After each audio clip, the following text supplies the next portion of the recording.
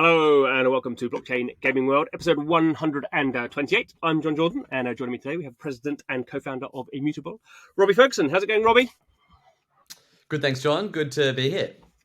I was going to say, good to be back. You've not, in my typical sense, in my typical sort of framing, you've not been on the show since episode 91, which is in April 2021. So that's that shows how busy I've been. But good to have you back again. It's been a while. Yeah. So I guess the big news from last week, you were at GDC, was talking about the new sort of infrastructure piece. So I guess let's start with that. So you announced, I guess there's two bits I want to look at. So there's the sort of the technical bit where you have announced that Immutable is using Polygon's as zkEVM technology, a zero proof rollup, and I guess the other sort of part of that is you're sort of collaborating now. You're sort of, previously you've sort of been sort of fighting over sort of exclusive sort of titles and stuff, and that's gone away partly because of this technology. But can we start with the tech? Why should we be excited about what this weird framing of zero knowledge proofs, blah blah blah? What does that mean for us? Yeah, so Immutable is expanding from our current instance, which is an application-specific rollup built in zkEVM, which will continue. Yep. And games can still build there. But now we're expanding that to also include the immutable zkEVM and custom zkEVMs. Yep. And if you're a game developer, you use the same APIs, you use the same global order book, we'll be unifying liquidity across all of these, so there's no siloing. Yep. And this zkEVM is using Polygon's latest open source zkEVM tech. The beauty of this is, for the first time ever, we can offer custom smart contracts to game developers, which is the biggest missing piece, essentially, of our product offering today. So we're super excited about this. The way we think of this is the best gaming platform, which is Immutable, plus the best blockchain scaling protocol for games, which is Polygon, coming together for essentially what will be the home of Web3 gaming. Yeah. And just to unpick this a little bit, and I guess one of the kind of things that was, not necessarily confusing, but it was an interesting point, is you've been running, so, as you say, your own sort of zk rollup sort of specific thing, which is called Immutable X, and that is a sort of separate sort of blockchain. So can you talk a little bit about how the new stuff fits into Immutable X? And it's not replacing Immutable X. Immutable X will be there. So what are the use cases for Immutable X, sort of separate to what this new thing is? Of course. So, people can choose either, and obviously there'll be differences. I think our goal in the long run is there'll be slightly different cost structures on both, but ultimately people will want, if they're building a complex game in EVM environment, there'll be different pros and cons. You can have your own custom zkEVM. If you're a Fortnite or a Blizzard Activision and you need 10,000 transactions per second alone, our view is, great, have your own chain. We'll make sure that all of your assets and funds and users are still interoperable with every other zkEVM which Immutable is running, or with the zkEVM Immutable X. Yeah. And the benefit of that is the future of scaling, which is fractal scaling, L2 and L3s on Ethereum, can happen, but without siloing or fragmenting liquidity into thousands of islands, which is what's happening today.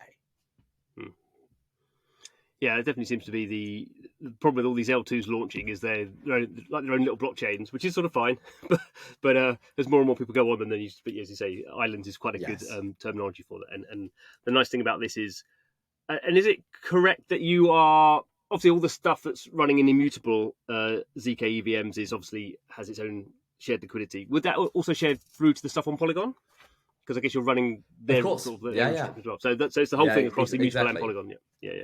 Yeah, cool, good stuff. And I guess when you just to sort of highlight the cost structure thing, and I guess it was an interesting sort of point, is the Immutable, the IMX token is going to be the gas token on the new zkEVM stuff. So that's sort of on Immutable X. We're excited for the right, addition of utility, exactly, that will bring. In addition to the fee utility that will be expanding across all zkEVMs we run.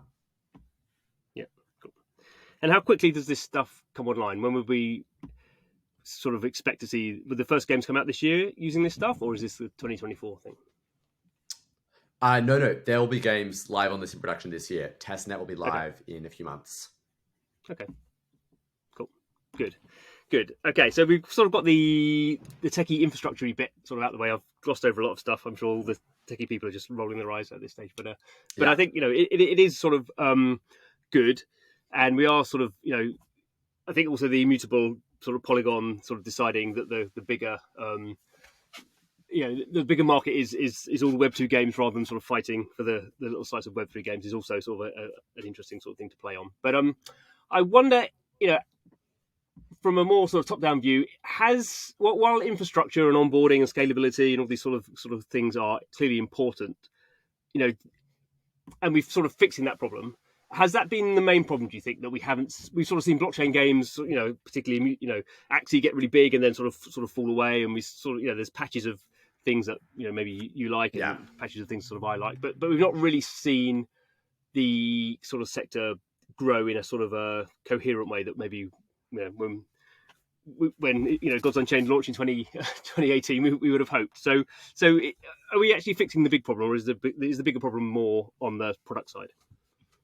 So I think ultimately the thing that's holding back Web3 gaming right now is that these games aren't live. There's been all this investment, 15 billion in 2 years, but fewer than 3% of those are actually in production today. And what we see is that when games go live across the ages, Blocklords, Gods Unchained, you get reliable correlation between daily volumes and daily users. And I think that's the indication of where the industry is going. One hit game with 10 million daily actives is going to have a volume that will dwarf the rest of the NFT market combined. And that's when I think the real narrative around this is the future of the first mainstream application of Web3 will come through. And our job is whatever we can do to help that happen, we make on the Immutable platform. We have economy designs. We take all of our learnings from Immutable Publishing with Gods Unchained, God of Guardians, Shardbound, Metalcore, and take them to our platforms games. We have our product, which is incredibly easy to build on. You don't have to learn smart contracts. You can write them if you want, obviously with zkEVM, but otherwise it's like building with Stripe. We have the global order book, which means you can sell an item inside of a game and buy it anywhere. We have essentially every employee at Immutable is dedicated to how do we take Web3 gaming and make it successful faster. And I think the Passport is the latest of our products that is really critical here. Consumer acquisition costs is ridiculously high for games right now. And that's because the drop-off when you require someone to sign up with a wallet that you have to download a private key or install some complicated extension is incredibly high. And our vision is people should be able to have self-custodial assets with email sign-on, which is precisely what Immutable Passport does. But sort of given that's the case, do you think, providing that infrastructure to say Web2 game developers who sort of know how to make Web2 games, is that sort of that onboarding thing to a game sort of environment that they understand? Is that the key thing, or is actually the issue that it actually takes longer to make a good Web3 game because a good Web3 game is actually quite different from a good Web2 game, and actually maybe we're getting a little bit too focused on these games have to be Unreal 5 and they have to take 3 years and they have to take a lot of money, and maybe that's actually not what a good Web3 game is going to be, because Web3 is adding all these sort of slightly weird economic primitives and these sort of community-based sort of incentive sort of ideas, and it's a lot more complicated than just making a game where you sort of run around and level up and sort of have fun, which is the games for the last 35 years. Yeah, I think having these simple economies that people can plug and play is critical for the industry to go mainstream. And if you look at any successful paradigm shift in distribution for gaming before, if you look at the mobile industry, the free-to-play industry, the social gaming industry, social gaming only became popular when Farmville made Mafia Wars, figured out the playbook of making a successful social game, and then Mafia Wars was cloned over 10 times. There was versions of it where you built a salon and it was made for little girls, and the exact same logic that had you progressing and rising up the ranks of the mafia in the US as a henchman was also how you were rising up the ranks of the fashion world, because under the hood it was the same playbook of leveraging social. And we need that for Web3. Here's a playbook for an easy MMORPG economy or an easy ARPG or MOBA. And I think that's why we build publishing. That's why we spend a lot of time looking at the economies of the games, building an Immutable today, so we can figure out this is what really works, and this is how we can help games succeed. And that's what we're currently working on a lot of games on the platform with as well. But I guess sort of going back to that analogy of sort of the social games, obviously the platform that took them there was Facebook, and Facebook had its ridiculous amount of virality at the time, which they then sort of shut down. And the similar thing with free-to-play mobile, that was sort of predicated on the rise of sort of obviously the devices and the app stores. And I guess sort of partly, I mean, not a fear, but my sort of the reason maybe I think this is going to take longer is because we just, you know, we don't know any of these pieces. We sort of hopefully now have sorted out the scaling thing, and obviously people like, you know, the stuff that you're doing with Immutable and various other companies, we sort of have platforms that now can do that, but we still don't have that sort of ability to sort of massively onboard sort of people, because the app stores and the distribution channels just say we don't like this sort of stuff. So every time we sort of fix one of these sort of problems, we just find that there's a sort of another one that's in the way, and I think unless we build our own sort of I think there's some players though on the app store and distribution side that I think will be putting pressure on iOS and sort of closed ecosystems to open up. So we just had the EU essentially force Apple to allow sideloading. I think that's a really significant step toward openness. We have things like you know, Samsung's approach to integrated hardware with private key management. We have the Epic Store pursuing a very pro Web3 stance with you know, multiple Immutable games live on the Epic Store today. So I am pretty bullish on the next couple of years of things becoming more open. And you even have games like Genshin Impact, where if you pay for an asset, an in-game item on desktop, before you go in the game, they actually disable in-game purchases on the phone, because they know they've acquired you as a customer themselves, not through App Store's distribution, and you have payment rails or outside of the App Store. So I think there are a lot of companies taking a more aggressive approach given the take rates here. And hopefully we should see this pressure lead to a better ecosystem for Web3 inside of App Stores, Play Stores soon. And obviously with Guild of Guardians, which is sort of one of your sort of first party games, which is designed for mobile. I mean, that's that's exactly what you're, you know, presumably expecting, because otherwise you're going to have an interesting game that you can't really distribute anywhere, or can have to distribute in sort of slightly weird chunks. Yes. Yeah, so I mean that's why we build Guild of Guardians partially, right? So we're actually at the coal phase, because you never know what iOS will do until they do it, and that's why it's not enough to just be talking to people. You have to be building something, pushing the boundaries and the limits, so that we know exactly how we can help companies trying to do the same thing on Immutable today. Yeah. I guess a more sort of lateral question, I suppose, is sort of alluded to. You know, you guys got into the space, at least sort of formally as far as I know, with Gods Unchained, which was you know, sort of launched in 2018 with this NFT drop on Ethereum, and you know, and it's a game that's gone through you know, many sort of phases, certainly development phases, and I kind of wonder, you know, a game that's now in its fifth year, what have you sort of learnt from that project in particular? Because, you know, it's sort of been, there weren't many games out in sort of start 2018, and certainly there weren't that many sort of trading card games that sort of came to prominence. So there was a lot of sort of focus attached to that project, and you've worked really hard all the time to sort of keep going on it. And now it's a sort of, you know, big project. You obviously changed the blockchain, you've reissued all the cards, you've got all this sort of stuff going on there. And, you know, I wonder, are there any sort of obvious sort of learnings that you can take? Because that sort of, there's not many games that have been around for that period of time. I guess there's you and Axie, are probably the sort of the two main ones. So was it, you know, I think we have a ton of learnings from Gods Unchained. I think the first thing is that we always envisaged a way to build a card game that would use all of the benefits of an in-person card game like Yu-Gi-Oh! Or Magic the Gathering, but had the benefit of digital upgradability and digital context. And to me, that was the killer app to build. That was the obvious thing, where people love it in the real world, they love it in the digital world, but the two are currently incompatible. And we could unify the benefits of both and create a very powerful product. And I think Gods Unchained has been a very influential product. I think a lot of people would cite it as the inspiration for them looking into the space. I think what I'm excited about is a lot of tradability at reasonably low values. So empowering people just to own things for everyday amounts. But of course, you also have exclusive cards that trade for $60,000, $100,000. We're pretty excited for how we can expand to mobile. I think that will be the next key step. 2/3 of trading card revenue is mobile. We've been desktop only today. I think that's finally coming out in the next few months. It's already in beta. I've got a version I can play on my phone. So we expect that to drastically improve customer acquisition. And the playbook is this for GU and for all the trading card games on our platform, which we help equally. There's some exceptional ones like Cross the Ages, etc., which is create a Immutable Passport, which means that we can have a normal customer acquisition cost, performant or capable of competing with any mobile game.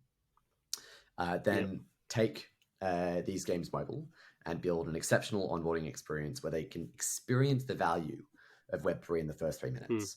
They own a card that's worth 20 cents and they can sell it. And that's the magic moment where people become captive and they say, well, why would I ever go back to Hearthstone? And then plow performance marketing dollars and take this mainstream. And all the while, users do not have to know what NFTs are or what Web3 gaming is. They just experience the benefit of a game where they truly have guarantees over economic properties and true interoperability, and people can build marketplaces and deck builders and all sorts of infrastructure on top of this. I wonder in terms of, the sort of the...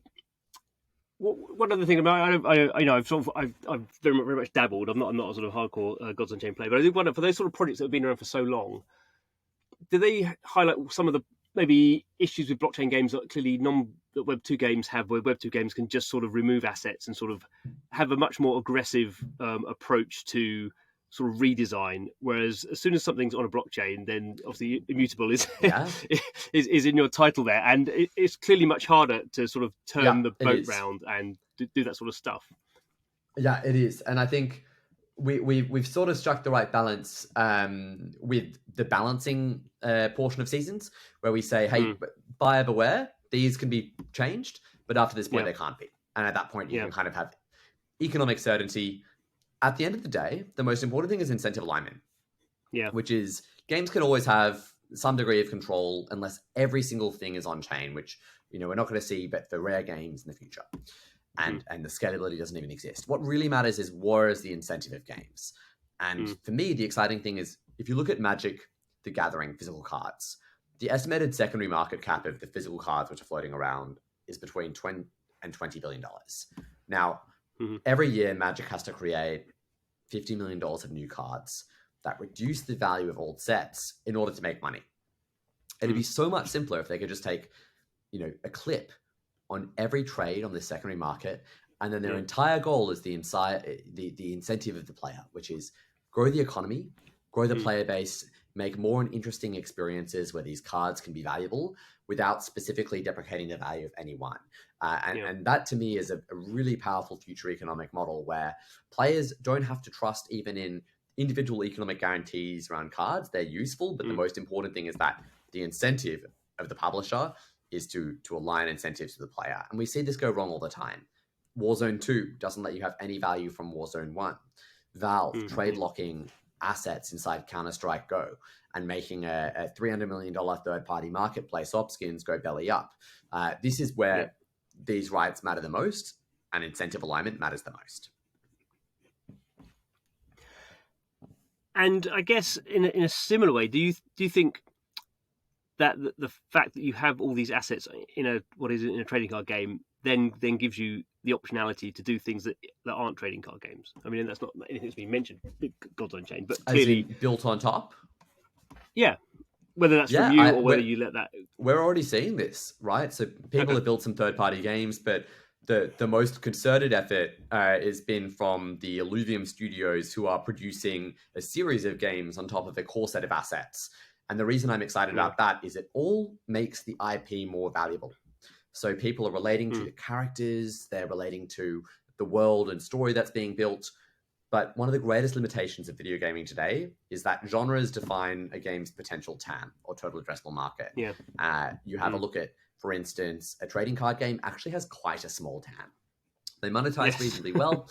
They spend quite a bit, but there's just not that many people in the world who want to play a trading card game all the time. Shooters, much bigger. Match 3, the biggest genre in the world, broadly and universally appealing. It's why if you're on a iPhone, the thing you'll get advertised most is some silly little creative iteration on the latest Match 3 version of a game. Highly, highly accessible.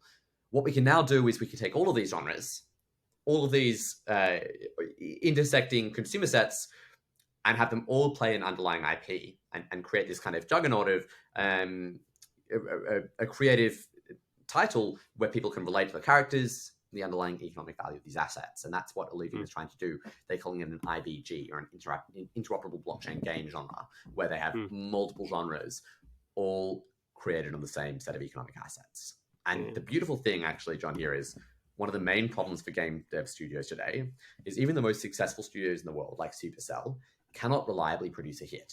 Gaming is hit-driven, and you cannot guarantee a success. And that means that they really struggle with transferring audiences from one game to the next. So if you have a hit game like Clash Royale, one of the most profitable games ever made, you can't transfer those 100 million users to a new game. You have to reacquire them. Now we can say, well, hey, why don't we take the $1,000 the player has spent in this game and give them some value in this new game? And suddenly 50% of these players become our new players. And we can transfer audiences between games rather than having them sort of each live as islands. Yeah, no, absolutely. And sort of coming back to, I guess, more in the sort of medium term for you guys at Immutable, you've done that very sort of traditional thing, which is you're making games, you're developing sort of tech to sort of license out other people to use, and obviously the likes of sort of Epic are a great example of people who managed to balance that. Yeah. But is there a point at which, with blockchain being slightly being a different sort of market, that you sort of have to a little bit choose one thing or the other? In terms of choosing, do you have to, you did games, you did Gods Unchained, that was sort of what you started out doing, and then you added the sort of the tech part to that. Do you think in 10 years' time will you always be developing games because that's good to eat your own dog food, or no, we definitely don't, works... and we don't even really develop games today, right? Publishing is really about us bringing our expertise, which is Web3 economy design, community design, monetization, fungible tokens, and compliance, and letting exceptional game studios build the actual games. That's why we are so excited to launch these partnerships with MindLoader, because ultimately there are game studios out there who will build games much better than we can. That's not our business. We're a tech platform. Our job is do the really hard stuff and make it really easy, which is sustainable, incentive-aligned economies that will drive growth of the game. And so that's the role we're excited to play, and also build the best possible platform. And I think the games will benefit a lot because of it. I mean, we probably weren't on track for Guild of Guardians coming out end of year internally. Now we've sort of found a partner to work with us on it, who's done some of the biggest games in the world before, for mobile ARPGs, and we're feeling very confident about those timeframes. Okay, cool. And in terms of again, the wider industry, where I guess sort of this time last year, just because the market sentiment was very different, you sort of had these, and I'm sure, I mean, for me, they were sort of rumours. I'm sure for you, they were much more sort of serious conversations with some of the sort of the bigger known game publishers, developers, about whether they were doing stuff. And obviously, what's happened over the last sort of 6 months, 8 months means that basically all that sort of stuff has gone away. So to me, that sort of suggests that those sort of, the EAs, the Activisions, the Take-Twos sort of don't really get it. They'll sort of, if they feel like they need to do it because everyone else is doing it, they'll sort of do it. But do you think there are people in those companies that do actually get it, or have all the people who got it left to start their startups? I mean, are we going to basically see, the games come from, there's definitely a bit of adverse selection and a lot of Riot talent. It was Pro Web3 left Riot. But I think there are also companies that are just embracing it. South Korea and Japan are embracing it. Japan almost has a top-down sovereign mandate to be looking at Web3 games, which is ridiculous. I think there is the executives of the top 20 biggest game studios in the world all have significant budgets allocated to exploring Web3 gaming. Yeah. There's no longer the public pressures of positioning to public markets. Hey, we're at the vanguard here because of the macro decline in broader equities and crypto over the last year. But very much they are looking at this. And some of them will build, some of them will buy, and some will partner. But the reality is they all realize this is the biggest potential disruption to their current economic model, and they want to be ready. Okay, I guess it's sort of one of those things where do they embrace this big disruption, or are they petrified of it and just sort of hoping it's not happening? I mean, there's you can understand that's coming. It doesn't really matter either way. I think there'll be some pieces. companies who realize the benefits and embrace it, and some who are only doing this because they view it as a potential disruption. But that's how disruption plays work. And I think the companies that embrace it will realize there's actually incredibly valuable business to be made because you're creating a much larger pie. Perhaps your slice of that pie is slightly smaller, but it is where the future is going. And I guess no one can answer this question, but it's interesting to get your answer to that question. Sort of, nevertheless, where do we see the next sort of 6 to 12 months? I guess for me, I always kind of think over the next sort of 5 to 10 years, you kind of think this thing's going to take over everything because that's why you're bullish in the space. But the velocity in the short term is sort of quite hard to judge. Although the interesting point is you sort of started out the conversation is there has been a lot of money put in, and now there are quite a lot of decent projects that are doing their first pre-alpha, open beta, whatever. So there is an awful lot of stuff coming down the line now. So, but how do you see it? I'm quietly confident the next year we'll see, like we track a pipeline of all the games building on Immutable when they're coming out. And we feel quietly confident that this year is going to see a significant increase in successful games. And you only need one. Okay. You only need one with 1 million daily active players. An INVU, for instance, who was ripping up their existing Web2 database marketplace and replacing it with Immutable NFTs, already has 1 million DAOs. So it's projects like these that we think are really exciting and potentially could totally shift the landscape. We expect a big difference in traction this year. Okay, and you think 1 million DAUs is sort of the headline grabbing sort of data point? It's a pretty big game by normal standards. Cool, good. Well, thank you very much. We will leave it there. Thanks to Robbie for his time. Thanks, John. And thanks to you, however you're consuming the podcast, whether the podcast or the video cast, I should say. Please subscribe to the channel. Every episode we are talking to the people who are building out this really interesting new industry. Obviously, as you hopefully have gathered, I think it's really disruptive and really sort of interesting, and all these great new games are going to be coming out. So hopefully you will come along for the ride and come back next time.